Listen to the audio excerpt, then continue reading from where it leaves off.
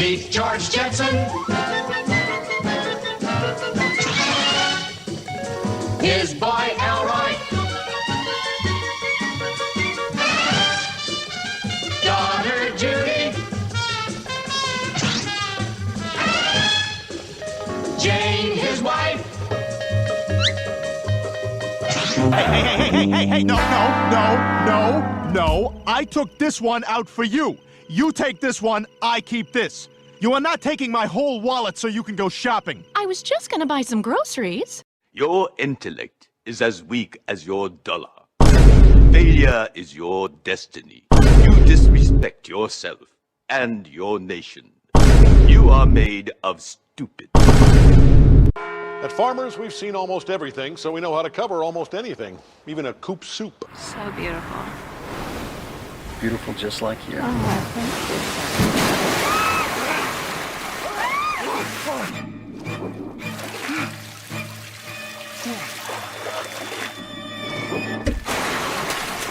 And we covered it November 6, 2009. Talk to Farmers. We know a thing or two because we've seen a thing or two.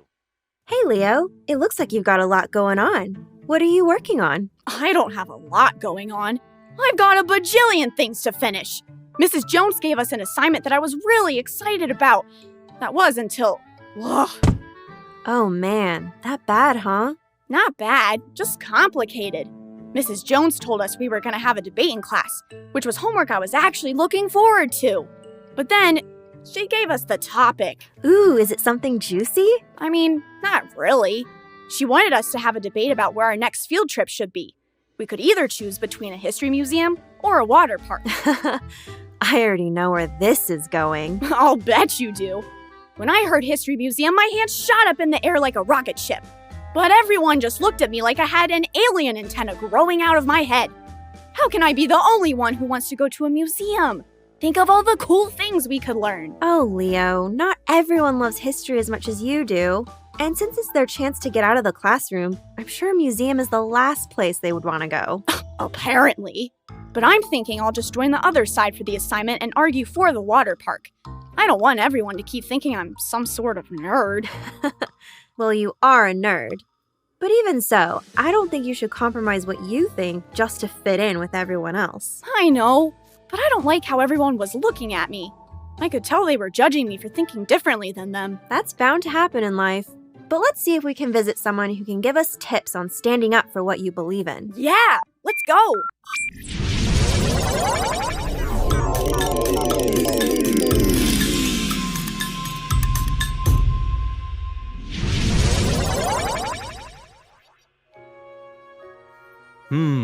I just need a creative way to transport the characters in this story to another world that doesn't involve a magic wardrobe. Oh, this just might do. Now, who might you be? And how did you manage to arrive in my Cambridge University office in such a spectacular way? Hi there, my name is Layla, and this is my little brother Leo. We've traveled here from the future. Pleasure to make your acquaintance. My name is Clive Staples Lewis. Many just know me by my pen name, C.S. Lewis, but my closest family and friends call me Jack. Wait a minute. C.S. Lewis? As in the C.S. Lewis? As in the author of the Chronicles of Narnia? Layla, catch me. I think I'm gonna faint. Leo, pull yourself together. I'm sorry, Mr. Lewis. As you can see, my brother is a huge fan. It's not a bother, dear Layla. I am truly humbled by all the exchanges I have with those who enjoy my work. It is quite time-consuming, but when I receive letters from people, I feel it is my duty to write them back personally. So, on top of your books, you also answer your fan mail?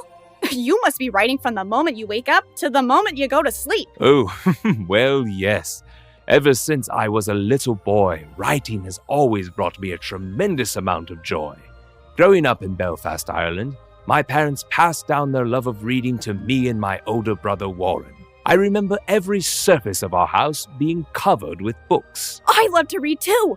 I love how curling up with a good book can take you to any time and place in history, or even to a totally new world. I couldn't agree more. My love of reading is what led to my passion for writing. When I was a young boy, I began creating my own stories filled with knights in shining armor, talking animals, and imaginary worlds. Warren and I even created our own magical world that we named Boxen, which was the setting of many of our stories. Super fun! Oh, I continue to think so.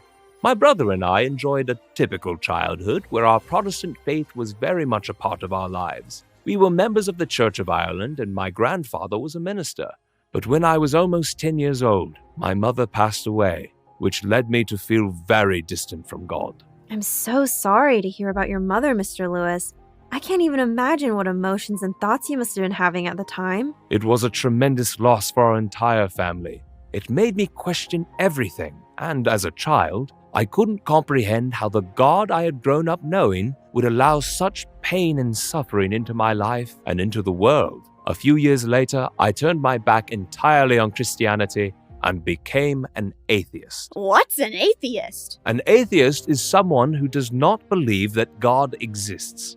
When I went to England to continue my schooling, it became my mission to understand the world around me, not through a religious lens, but through a perspective based on logic, which came in very handy when I would spend hours and hours debating my friends about many different topics. You like to have debates? We're about to have one in school. I do indeed, little Leo. After I served in the British Army during World War I returned to Oxford University to finish my studies.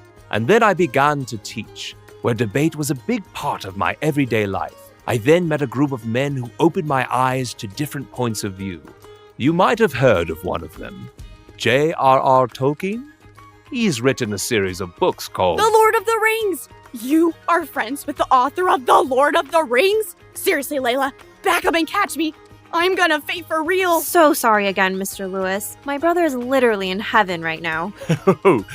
I'll let Tolkien know that you enjoy his work. I quite enjoy it too. And that's what our group did. We would meet and discuss each other's work. I would have given anything to be at one of those meetings. I bet your conversations were out of this world. Yes, our discussions had a huge impact on me. Many of my colleagues, who were the most intelligent men I knew, were also Christian, and I couldn't understand how they could be both logical and religious. But I learned that you can indeed be both. It was then that I stopped being an atheist, got down on my knees, and prayed. It wasn't an easy journey for me, but I thank Tolkien for bringing me back to my faith. Like my mom always says, good friends are hard to find. Sometimes we need them to tell us things we might not want to hear. Indubitably, and I will forever be grateful for their guidance. With my faith back intact, I started weaving my Christian beliefs into my writing. I also wanted to try to inspire others to turn toward faith by including characters and themes where Christianity was subtly introduced, but where the readers had to make that connection for themselves. Wow, so you use your stories to share your faith with others in an indirect way. That's very clever. Why, thank you. Conversely, during World War II, I also made radio broadcasts giving religious talks, which was a very direct way for me to share my Christian views throughout the entire United Kingdom. This not only made me known to more people, but also increased my book sales. It sounds like you were winning in all areas of your life. Your faith was strong and your pockets were full. Oh, my heart was definitely fuller. I donated most of my earnings to various charitable causes, specifically to families in need, to young people wanting to attend college, and to church ministries. I also made sure that my donations remained anonymous. How come? Because to me, dear Leo, it was not about wanting to receive attention for being generous. The only thing that matters is that the people who needed help received it. That's a great point. A lot of people like to show off how generous they are. But our Sunday school teacher taught us that giving should be so low-key that even your left hand doesn't know what your right hand is doing. Exactly, Miss Layla. It sounds like he or she taught you well. Aside from my donations, I also felt that my writing was the best way for me to serve God by spreading his message to the masses. When I published the first book in the Chronicles of Narnia series, I attempted to do just that, just like I had done with some of my earlier works. I can definitely see that now. I remember reading The Lion, the Witch, and the Wardrobe in school. And how there's good versus evil, and how Aslan the Lion is just like Jesus. I see it now. I love the entire series. When we get home, I'm going to read them all over again. Why, thank you, Leo. I appreciate the praise, but not everyone agrees with you. You mean to tell me there are people who don't like your books? Of course, I faced many criticisms for my books being too Christian. This caused so much disapproval that I was often passed up for promotions. That's totally unfair. But wouldn't it just have been easier for you to stop talking about your religious beliefs? You wouldn't have gotten so much heat, and you would have gotten your promotion. Ah, that would have been easier, Leo. But my faith was more important than me being liked. I wasn't going to compromise what I believed in just to fit in with everyone else. I had already turned my back on God once, and I wasn't about to do it again. I was proud of being Christian, and I wasn't afraid of who knew it. See, Leo? Okay. You were right. You see, Mr. Lewis, I'm getting ready to have a debate at school, and I'm all alone in what I think. I was thinking about just joining the other side so they wouldn't judge me, but that means I'd have to compromise my beliefs. And what are you thinking now? I'm not gonna give in. I'm gonna represent what I really believe, just like you did. Even though picking where to go on a field trip is nowhere near the same as standing up for your religion, I think Leo's getting the point. Yes, no matter what the scenario, it is always important to stand up for what you believe in, even if you're standing alone. You never know who you might inspire with your bravery. Thank you, Mr. Lewis. You have inspired me today. I won't be backing down. My pleasure, children. And remember how Peter felt in The Lion, the Witch, and the Wardrobe. He did not feel very brave. Indeed, he felt he was going to be sick, but that made no difference to what he had to do. Be brave, little Leo, and safe travels to the both of you. Good luck on your debate.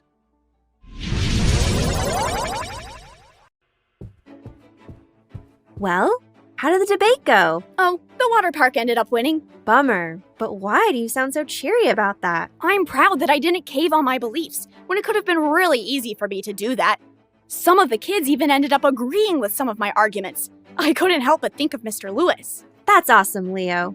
Now, I think we should give you a new nickname. Leo the Lion, just like Aslan, the fearless leader of Narnia. And just like Mr. Lewis wrote, wrong will be right when Aslan comes in sight. At the sound of his roar, sorrows will be no more. That's right. I'm Leo the Lion. Hear me roar!